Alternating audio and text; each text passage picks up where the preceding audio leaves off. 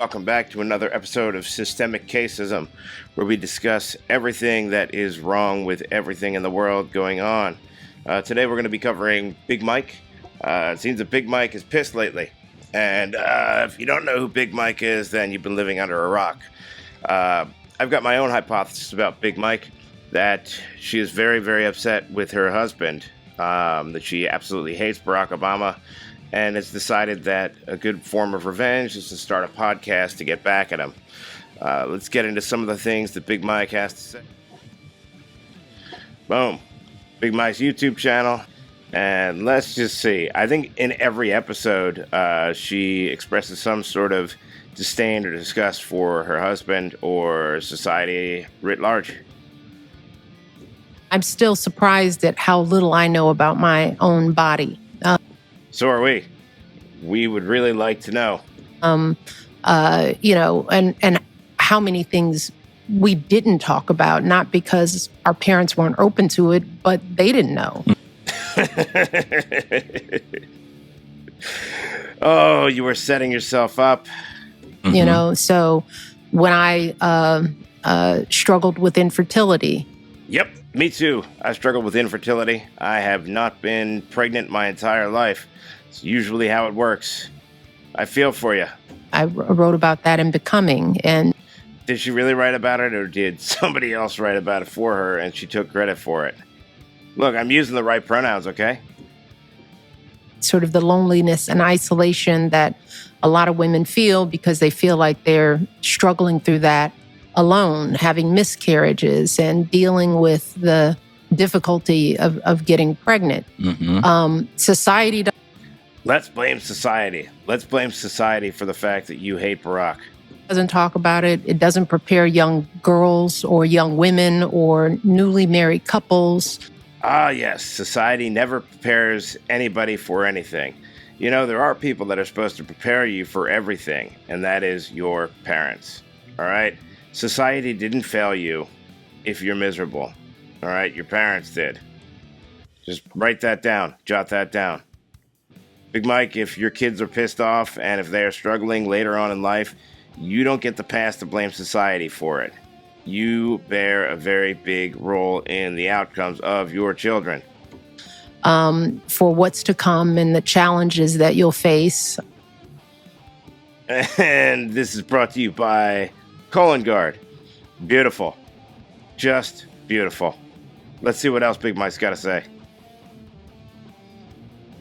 The one thing I would say to women is this: no one's coming to save you. Why would anybody be coming to save you if you're just a woman out there in the world? Why? For the most part, it's been, from people like this, from boomers like this, been pretty clear. Men are evil, men are the enemy. Why would they be coming to save you? Maybe if you're married, like you could depend on your husband too, if you pick the right person. But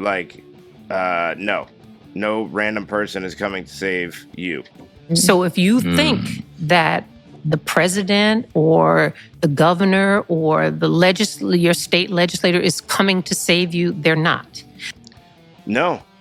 I will agree with her there. Nobody is coming to save you. You are largely responsible for your own life once you are an adult. There's this notion that society is responsible to take care of absolutely everybody. They're not. It's your life, and you can lead it however you choose to. You know, we've gone there with modern society. You are responsible for your own outcomes, good and bad. Now, I understand sometimes there are conditions and there are situations where the odds are stacked against you. However, you can just choose to go another direction. You don't have to stay there and be tyrannized. But they will if you make them. And see, this. Bend everybody to your own will. See, this is the boomer mentality, and this is why a lot of people are having such a hard time. No, boomer, you can't just go out there and make everybody do what you want to do. This is let me talk to the manager type energy. This is why so many people are so confused as to why their lives are not working out. because you seem to think that everybody else is responsible for your own happiness and your own outcomes in life. My guess is whoever this chick is probably pretty wealthy, has probably had things very, very easy in her life. Certainly a lot easier than me. I mean, and yet here she is complaining on Michelle Obama's podcast. They're likely both millionaires. What do you guys have to complain about? I don't understand. There's this epidemic of rich people wanting to complain about society and how unfair everything is to them. Well, what about to the people that aren't rich? Can you guys imagine what it's like to live paycheck to paycheck if your paycheck is, say, I don't know, let's call it $1,000 every 2 weeks? Like the average place cost of living is around $2,000 a month. There are people that are really struggling, and idiots like this that have been given everything want to complain, whine, and bitch about white privilege, because I'm sure this lady doesn't identify as white. This is where I said a lot of what we've got to do now, we can't, political environment is what it is, but it's a political issue. It's not a partisan issue because this will affect all women. It doesn't matter. Everything always affects all women, blah, blah, blah, blah, blah, blah, blah, blah. I think we're tired of this. I think the entire world is tired of hearing boomers, especially boomer women, boomer barren women complain about absolutely everything. If you didn't have kids, that's your fault. If you did have kids, that's your fault too. What your political affiliation is. And this is where I think that as 51% of the population and probably 60% of the voting population. So we've established that women are in the majority. Just jot that down, guys. Hey, boomer, you're in the majority, and yet you're still complaining. That we have an opportunity for this big A advocacy is for women to say, hey, look here, I'm going to talk to my state legislator. I'm going to talk to the manager. And say, this is important to me, and you're either going to address this or we will vote you out. And that is really the only power that we have collectively. No, and no. All right? Life goes on. Men and women both have power in different ways, and not everything is a power struggle. I think that's the boomer mentality of absolutely everything is a power struggle. We're in this sort of postmodern era where they don't believe in like happy, healthy relationships. They believe that everything is a power struggle. Every little interaction is a power struggle. That's where you get the microaggressions nonsense from, is that this sort of dumb boomer mentality. And I don't know what they're trying to recapture, like whether they're trying to recapture their youth or whatever, but like all of the ills that are plaguing society today, not all, but most, can be placed at the mindset of the boomers that has trickled down and infected the rest of the population. Is to make sure that our voices are heard, and that once people realize that we're serious about this and we're not going to just sit here and take it, I think. What are you sitting here and taking? I just don't understand. There's this never-ending bitch session from millionaires about not having to take it, and blah, blah, blah. Just shut up. Boomers, go away. Go away. You've done enough damage. Your ideas are bad. They haven't worked out. They're having a really bad effect on everybody else. They're the ones that should be complaining, not you. You've reaped all the rewards of what society has to offer, and you've destroyed it. Okay, you've destroyed it for everybody else, and you're still not satisfied. You have all the things. All right, when this chick was buying a house, houses were probably something like, $40,000. And a great salary at the time was probably, colloquially, $50,000. All right, these same boomers are living in this reality where they believe that young people are just lazy, and if that they can't get out and do it on their own, that they just need to work harder.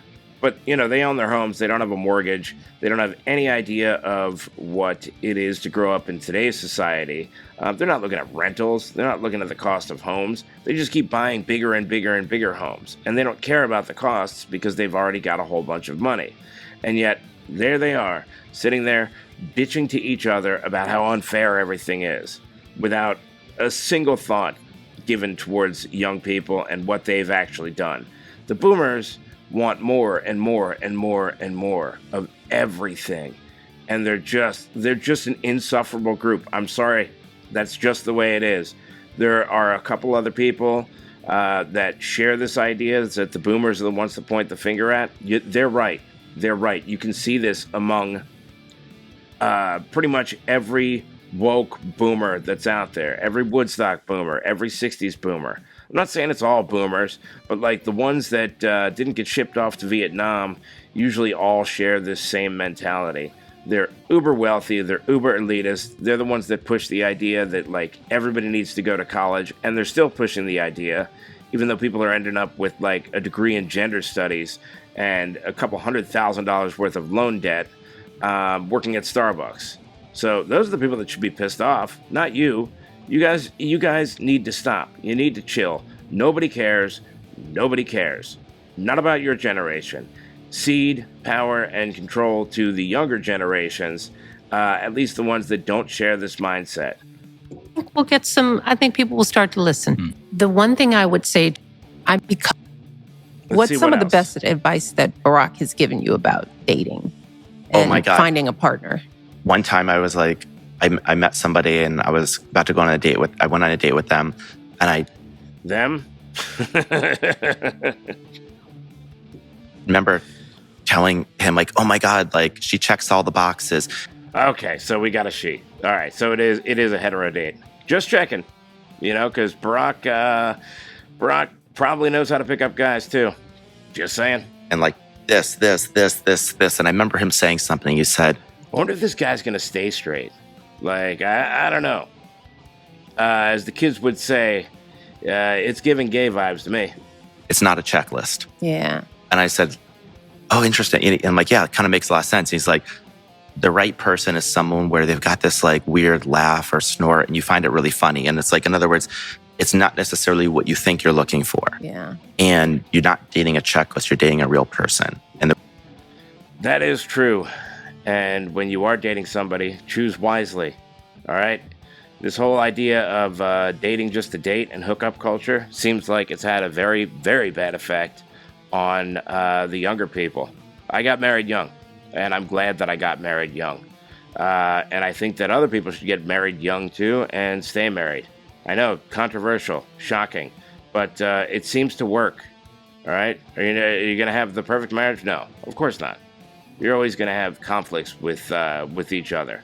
You're not gonna. There is no perfect person, but there is a lot to be said for like finding a person and tackling life with that person as your wife or your husband, and not having all this like modern dating seems to be like just terrible for everybody. I haven't talked to any guys that find it satisfying. I think there's a lot of men out there that want to get married, and a lot of women out there that probably want to get married as well, but they've been fed this lie that you need to use all these apps and that the way to meet people is anonymously through a screen.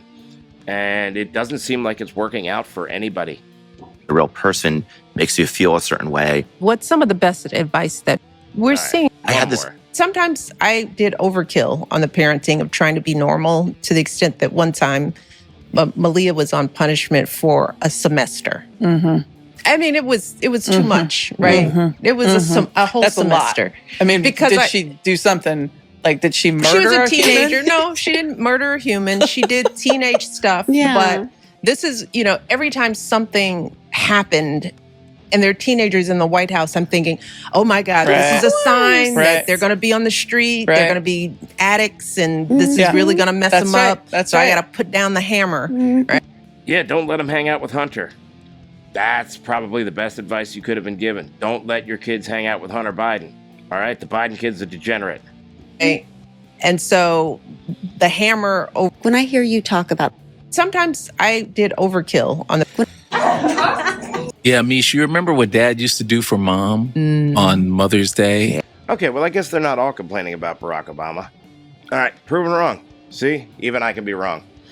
All right, that's about it. I'm getting bored just watching these, and I'm sure I've already bored you. Peace.